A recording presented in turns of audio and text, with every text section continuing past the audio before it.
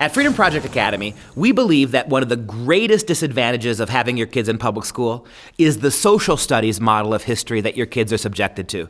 What your kids are getting all throughout the public schools is this ugly mishmash of history, geography, civics, economics, a little bit of this, a little bit of that, no structure, no organization. So as we know from all these late night talk shows who do the man on the street interviews, where they go to college campuses and they put a microphone under a recent college graduate's mouth and the kids can't talk about the separation of powers, they can't name the 3 branches of government, they can't talk about what the function of the Supreme Court is. These are college graduates. At Freedom Project Academy, history is taught factually, without bias or spin. We allow students to critically think through historical events and form their own conclusions.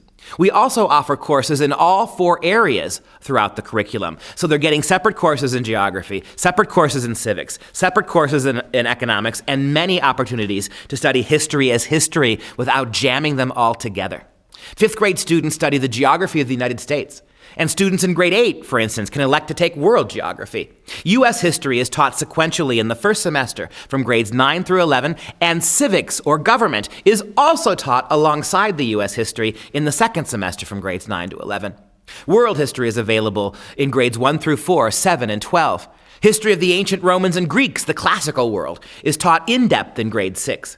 An introduction to economic principles are taught in grades 7 and 8, while more in-depth opportunities to take advanced economics courses can be had all throughout grades 11 and 12. So across the curriculum, from elementary to middle to high school, your kids are going to get serious history, serious U.S. history taught from a non-biased perspective, and they're going to study civics. So not only will they know the history of the United States as it happened, they'll also know their civic responsibilities. Economics, right? The foundation for prosperity. They're going to get that. They don't get that in the public schools. They're going to understand what debt is. They're going to understand how to manage money and what intellectual and economic systems mean in terms of dividing between socialist and capitalist.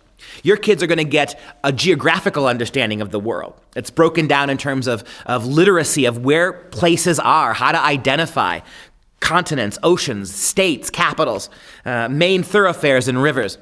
By the time your kids graduate from us, they're going to be so much better at every aspect of what is broken down into social studies in the public school, and they're going to attain a high level of sophistication ready for college or life beyond FPA.